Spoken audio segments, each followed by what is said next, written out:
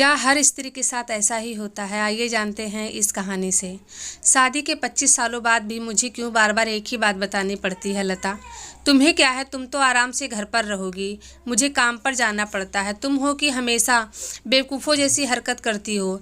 अगर तुम ये जानबूझकर करती हो तो याद रखना, मुझसे बुरा कोई नहीं होगा। आज भी प्रशांत का पारा चढ़ा हुआ था। गीला तौलिया कुर्सी पर फेंकते हुए प्रशांत गुस्से से लता की तरफ देखने लगा। लता के लिए प्रशांत का यह बेवजह का गुस्सा कोई नई बात नहीं थी। वह महीने में 3-4 बार ऐसे ही लता पर बरस पड़ता था। पहले पहले लता उसका विरोध किया करती थी, लेकिन जब कई सालों तक प्रशांत में कोई बदलाव नहीं दिखा तो लता ने खुद को ही बदल लिया। अब प्रशांत के कुछ भी कहने से लता को कोई फर्क नहीं पड़ता था। प्रशांत की हर बात वो चुपचाप सिर नीचे झुकाए सुन लेती थी। शादी के पहले 5 साल तक लता ने पूरी कोशिश की थी कि प्रशांत को बदला जाए, लेकिन फालतू का गुस्सा करना और बाद में लता को भला बुरा कहना, यह मानो जैसे उसकी आदत बन गई थी। कोई भी वाद विवाद होता तो प्रशांत सीधा लता को बोल देता, अगर तुम्हें अच्छा नहीं लगता तो क्यों नहीं चली जाती अपने मायके, क्यों रहती हो मेरे साथ? इतना सब कुछ होने के बावजूद लता प्रशांत के साथ रहती थी, क्योंकि उसे अपनी बेटी की फिक्र थी। वह जाती भी तो कहाँ, अपने बूढ़े हो चुके माँ बाप को इस उम्र में परेशान नहीं करना चाहती थी, और समाज के लोग क्या कहेंगे यह भी तो उसे देखना था। वह इतनी पढ़ी लिखी भी नहीं थी कि खुद जाकर कोई नौकरी कर सके, अपना और अपनी बेटी का पालन पोषण कर सके। लता को अब अपनी फिक्र नहीं थी, उसको फिक्र थी तो बस अपनी शादी लायक हो रही बेटी की। लता नहीं चाहती थी कि पति पत्नी के झगड़े की वजह से काव्या डिस्टर्ब हो। काव्या की पढ़ाई पूरी हो चुकी थी, उसके लिए अब शादी के रिश्ते आने लगे थे। कई रिश्तों को काव्या ठुकरा चुकी थी। 2-3 महीने बाद एक अच्छा रिश्ता आया। रिश्तेदारों और पहचान के लोगों ने भी लड़के के बहुत गुणगान किए थे। प्रशांत एक शाम अपनी बेटी के पास बैठकर उसे बताने लगा, काव्या बहुत अच्छा लड़का है, पढ़ा लिखा है, बड़ा घर है, बहुत अच्छी नौकरी है। ऐसे रिश्ते बार बार नहीं आते बेटा, इस बार मना मत करना। काव्या अपने पिता से ज़्यादा बात नहीं करती थी, शायद डरती थी या शायद नफरत करती थी, लेकिन आज वो अपनी पूरी हिम्मत इकट्ठा कर बोली, मुझे अभी शादी नहीं करनी है पापा, मैं नौकरी करना चाहती हूँ, खुद अपने पैरों पे खड़ी होना चाहती हूँ। हाँ तो उसमें क्या बड़ी बात है, मैंने लड़के से बात की है, वह तुम्हें किसी बात के लिए नहीं रोकेगा। तुम शादी के बाद भी नौकरी कर सकती हो, वह तुम्हें नौकरी के लिए परमिशन दे देगा।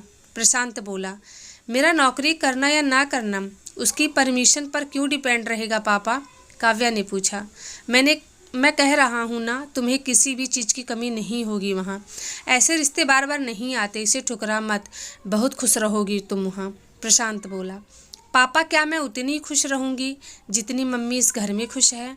काव्या ने तंज कसते हुए कहा, आज तुम्हारी जबान कुछ ज़्यादा ही नहीं चल रही। प्रशांत गुस्से से आंखें बड़ी करते हुए बोला। काव्या ने कहा, पापा मुझे शादी ही नहीं करनी है, क्योंकि शादी के बाद अगर वह लड़का आपके जैसा निकला तो मैं क्या करूँगी?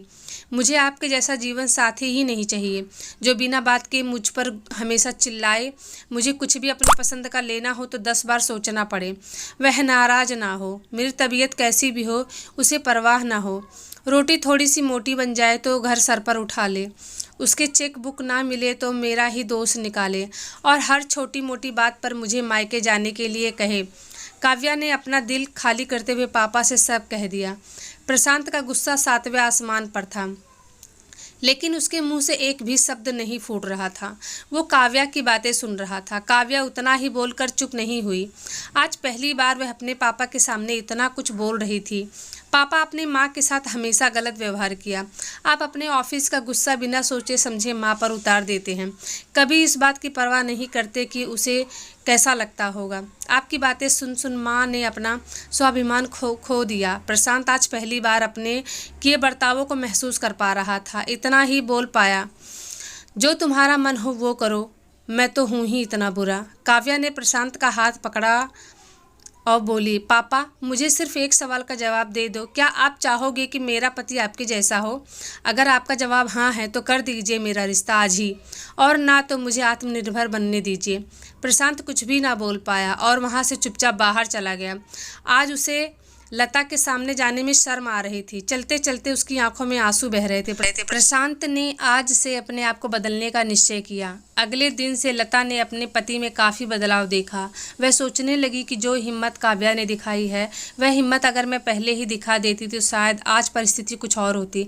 अब काव्या पढ़ लिख कर अच्छी नौकरी करने लगी थी और 3 साल बाद उसके लिए एक अच्छा रिश्ता आया। उसकी विदाई पर प्रशांत बोला, बेटा तू हमेशा खुश रहेगी क्योंकि तेरा पति तेरे बाप जैसा नहीं है। प्रशांत की यह बात सुनकर लता और काव्या की आंखों से आंसू बहने लगे।